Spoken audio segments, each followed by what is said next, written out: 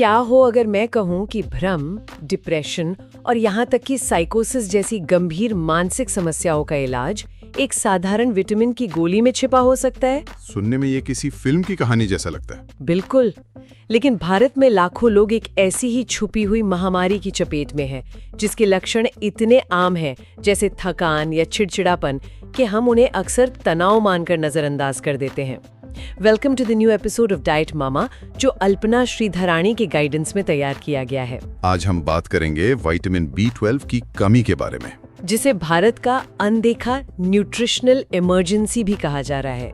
हमारे पास कई research papers हैं, केस स्टडीज हैं और एक्सपर्ट रिपोर्ट्स हैं। और हमारा मकसद ये समझना है कि ये कमी इतनी आम क्यों है, इसके इतने चौंकाने वाले लक्षण क्या हैं और इससे कैसे बचा जा सकता है। चलिए इस गहरी पड़ताल को शुरू करते हैं। बिल्कुल। तो सबसे पहले ये समस्या आखिर कितनी बड़ी है, आंकड़ों पर नजर डालते हैं। हमारे सामने एक व्यापक मेटा एनालिसिस है, मतलब कई सारी अलग अलग स्टडीज का एक बड़ा विश्लेषण। हाँ, जो भारत की एक क्लियर पिक्चर देता है। और इसके नतीजे वाकई चौंकाने वाले हैं। ये बताता है कि भारत की कुल आबादी में लगभग 51% लोगों में विटामिन B12 की कमी है। 51%, मतलब हर 2 में से एक इंसान, आधा से ज्यादा। और इसे साइलेंट एपिडेमिक इसीलिए तो कहते हैं क्योंकि इसके शुरुआती लक्षण जैसे थकान, कमजोरी, कभी-कभी चक्कर आना, ये बहुत ही आम है। सही बात है। लोग इन्हें अपने व्यस्त जिंदगी का, काम के बोझ का हिस्सा मान लेते हैं, जबकि अंदर ही अंदर एक गंभीर समस्या पनप रही होती है। और अगर हम उत्तर भारत की एक स्टडी को देखें तो आंकड़े और भी डरावने हैं। अच्छा? वहाँ करीब 47% लोगों में B12 की सीधी कमी पाई गई, जिसे हम क्लिनिकल डिफिशिएंसी कहते हैं। पर बात यही खत्म नहीं होती। अगर हम बॉर्डर लाइन डिफिशिएंसी वाले लोगों को भी इसमें जोड़ लें, मतलब वो लोग जो कमी के बिल्कुल कगार पर हैं? हाँ, तो ये आंकड़ा 74% तक पहुंच जाता है। 74%, मतलब हर 4 में से 3 लोग। That's huge। ये वाकई में बहुत बड़ा आंकड़ा है। और इसका एक बड़ा कारण, जैसा कि रिपोर्ट्स में भी साफ है, हमारे खान पान से जुड़ा है। विटामिन B12 जो है वो मुख्य रूप से एनिमल प्रोडक्ट्स में पाया जाता है। हाँ, जैसे दूध, दही, अंडे, मांस। बिल्कुल। और रिसर्च के अनुसार वेजिटेरियन लोगों में इसकी कमी होने की आशंका 65% तक ज्यादा होती है। 65%, ये बहुत बड़ा अंतर है। हाँ, और यहाँ रिपोर्ट में अल्पना जी का ये विश्लेषण हमें इस मुद्दे की गंभीरता को समझने में मदद करता है कि ये सिर्फ एक मामूली कमी नहीं, बल्कि एक बहुत बड़ी स्वास्थ्य चुनौती है। ये जानकारी वाकई आंखें खोलने वाली है ना? अगर आपको भी लगता है कि इस पर और जागरूकता फैलनी चाहिए, तो इस वीडियो को एक लाइक देकर हमारा समर्थन जरूर करें। अब आते हैं इसके लक्षणों पर। ओके, लेट्स अनपैक दिस, क्योंकि ये सिर्फ थकावट की बात नहीं है। इसके लक्षण इतने गंभीर हो सकते हैं कि क्या आप सोच भी नहीं सकते। हमारे सामने एक 62 साल की वेजिटेरियन महिला की केस स्टडी है। उन्हें सड़क पर भ्रम की स्थिति में पाया गया था, मतलब कंफ्यूज स्टेट में पूरी तरह से। जांच करने पर पता चला कि उन्हें डिलीरियम था, मतलब सोचने समझने की शक्ति पूरी तरह से गड़बड़ा गई थी। बाप रे। साथ ही उन्हें एंजाइटी, डिप्रेशन और चलने फिरने में भी बहुत दिक्कत थी। और इस सब की वजह विटामिन B12 की कमी, सिर्फ विटामिन B12 की गंभीर कमी। और सबसे हैरान करने वाली बात ये है कि कुछ हफ्तों के B12 इंजेक्शन से वो पूरी तरह से ठीक हो गई। ये दिखाता है कि दिमाग पर इसका असर कितना सीधा और गहरा हो सकता है। Exactly, and here's where it gets really interesting. एक और केस है 16 साल के एक लड़के का, टीनेजर का। हाँ, उसमें मूड डिसऑर्डर और साइकोसिस के लक्षण दिखने लगे थे।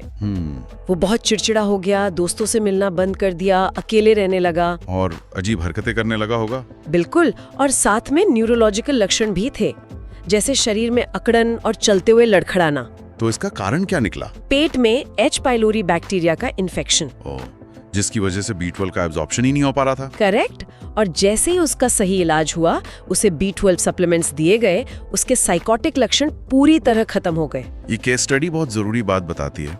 अल्पना जी ने इस पे खास जोर देते हुए बताया है कि कैसे B12 की कमी सीधे दिमाग की न्यूरोकेमिस्ट्री पर असर डाल सकती है, खासकर युवाओं में। हम अक्सर मानसिक और शारीरिक स्वास्थ्य को अलग अलग करके देखते हैं, है ना? हाँ बिल्कुल। जबकि वो कितने गहरे जुड़े हुए हैं। ये जानना बेहद जरूरी है कि मानसिक स्वास्थ्य के पीछे ऐसे शारीरिक कारण भी हो सकते हैं। और अगर आप इस तरह की गहरी और महत्वपूर्ण जानकारी से सहमत हैं, तो हमारे चैनल को सब्सक्राइब करना ना भूलें, ताकि आप कोई भी एपिसोड मिस ना करें। तो अब सवाल ये है कि सबसे ज्यादा खतरा किसे है, so who is at the most risk? हमारी रिपोर्ट्स के मुताबिक कुछ ग्रुप्स बहुत साफ तौर पर हाई रिस्क पर है। सबसे पहले तो वेजिटेरियंस एंड वीगन्स। हाँ, ये तो ऑब्वियस है क्योंकि B12 प्राकृतिक रूप से सिर्फ एनिमल प्रोडक्ट्स में मिलता है। दूसरा बहुत महत्वपूर्ण ग्रुप है गर्भवती महिलाएं। ये बहुत लोग नहीं जानते होंगे। नहीं जानते। एक स्टडी में इनमें 67% तक कमी पाई गई और ये बच्चे में न्यूरल ट्यूब डिफेक्ट्स यानी दिमाग और रीढ़ की हड्डी से जुड़े जन्म दोषों का खतरा बढ़ा देता है। और इसका असर तो बच्चे के जन्म के बाद भी रहता होगा। बिल्कुल, और यहीं से हमारा तीसरा रिस्क ग्रुप सामने आता है, छोटे बच्चे और शिशु। अच्छा, अगर माँ में B12 की कमी है तो स्तनपान करने वाले शिशु को भी ये नहीं मिलेगा। इससे बच्चे का दिमागी और शारीरिक विकास रुक सकता है, जिसे डेवलपमेंटल रिग्रेशन कहते हैं। मतलब बच्चा जो सीख चुका है वो भी भूल सकता है। हाँ, जैसे बैठना या मुस्कुराना वो भी करना बंद कर सकता है। ये एक बहुत ही गंभीर स्थिति है। और चौथा रिस्क ग्रुप? बुजुर्ग। उम्र के साथ पेट में एसिड कम बनता है, जिससे खाने से B12 का एब्जॉर्प्शन घट जाता है। भले ही वो दूध दही ले रहे हों। हाँ, भले ही वो ले रहे हो। हरियाणा में महिलाओं पर हुई एक स्टडी में भी पाया गया कि लगभग 58% महिलाओं में B12 की कमी थी। ये सिर्फ कुछ लोगों की समस्या नहीं है। नहीं, अल्पना जी का एनालिसिस हमें यही समझने में मदद करता है कि ये एक व्यक्तिगत स्वास्थ्य समस्या नहीं, बल्कि एक सामुदायिक स्वास्थ्य संकट है, जिसका असर हमारी आने वाली पीढ़ियों पर भी पड़ सकता है। तो अब हम सबसे जरूरी सवाल पर आते हैं, इसका हल क्या है? क्या हम सभी को सप्लीमेंट्स लेना शुरू कर देना चाहिए? देखिए, समाधान के लिए एक मल्टी स्टेप अप्रोच जरूरी है। सबसे पहले कमी को दूर करने का सबसे कारगर तरीका है सप्लीमेंटेशन। ओके।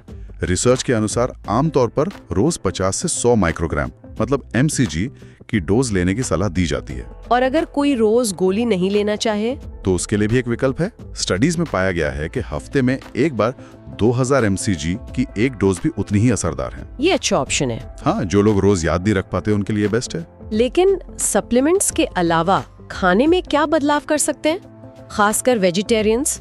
बिल्कुल, यहीं पर फोर्टिफाइड फूड्स का बहुत बड़ा रोल आता है। मतलब जिन फूड्स में B12 अलग से मिलाया जाता है? हाँ, आजकल कई breakfast cereals, plant based milk जैसे सोया या ओट मिल्क और न्यूट्रिशनल यीस्ट में B12 मिलाया जाता है।